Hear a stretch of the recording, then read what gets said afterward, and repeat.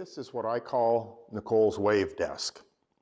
It's for my oldest daughter, and I've just completed this project, and I've been filming it along the way, videoing, and in hopes of putting it up on YouTube as a build project. I'm hoping to have the first video up here in a couple of weeks, and the last one up sometime in late January or so. Videoing is kind of new to me, so you've got to be patient. I've got to learn a lot of stuff as I go along, but the project is done and all the shooting is done. I will have cut list and drawings available for sale, as well as templates, and it does rely on CNC a lot. That's why the templates, but I will also release the DXF for a small fee. Real quickly, let me show you a couple of features of the desk. My daughter wanted a file drawer, so we've got full extension files. These are just storage, pencil drawer. So normally, the desk will be with the drop leaf down. But when Nicole has a craft project, she can claim a little more space. So I've put together a preview of sorts, a bunch of little snippets of the build to give you an idea of how it's going to go. If you like what you see, make sure you are subscribed and be notified as the videos are released.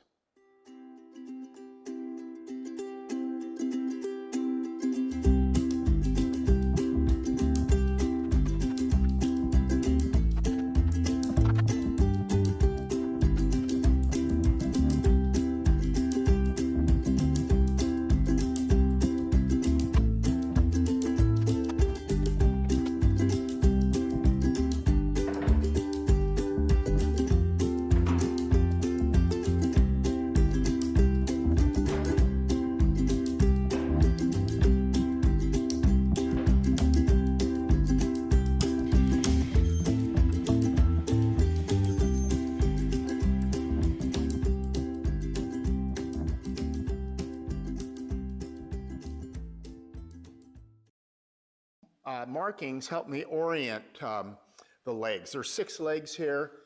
Each one gets some sort of different machining, and I want to be able to take them apart, put them back together real quick, and get them in their orientation.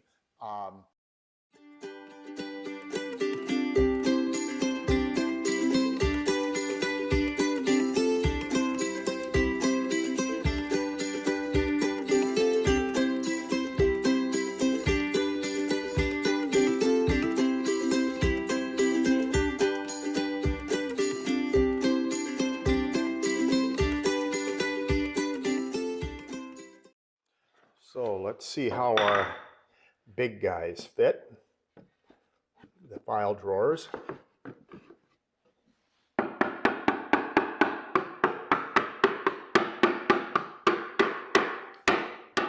So I've got a good fit. I can go back to the CNC now and cut these parts out for real. If you did not get a good fit, you have a couple options depending on whether you have a CNC machine or not. If you have a CNC and CAD capabilities, you've got the DXF file. You can go back into the CAD program, adjust the drawing to make it fit, go recut it out, you're good. If you've got the template package, you should have a 1/2 inch extra on either end, so you can easily grow it, easy to shrink it, but you're going to be making a new template from this where your fingers grab the pole. And I ease that over much more. I kind of feel it. Make sure when you put your hands in there like that and grasp it, you don't feel anything sharp. It's all smooth. So one last check to make sure we've got an even gap. In this case, I do. Your distance back should be pretty well set by this point. Is a piece of veneer with a piece of blue tape on either side. Measures out almost exactly a 32nd of an inch. That's going to be my spacer to separate these two by 32nd. I have 2 of these. One's going to go on this side, one's going to go over here. Looks good.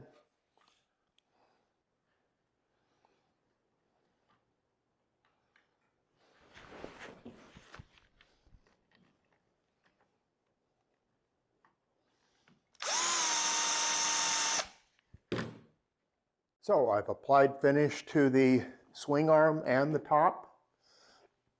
Attach the hardware back on. I attached the little piece here with the leather. And I actually glued a little piece of leather right here. So when this thing hits home, it hits on leather rather than wood. So we're done. It's been a long haul for me. This was a project for my daughter, my oldest daughter, Nicole. It got put on the back burner a few times when commissions and other commitments came up. Sometimes on the back burner for a month or two without being touched. But it's finally done. I hope you enjoyed the process. I plan on doing more videos in the future. So hopefully we'll see you again.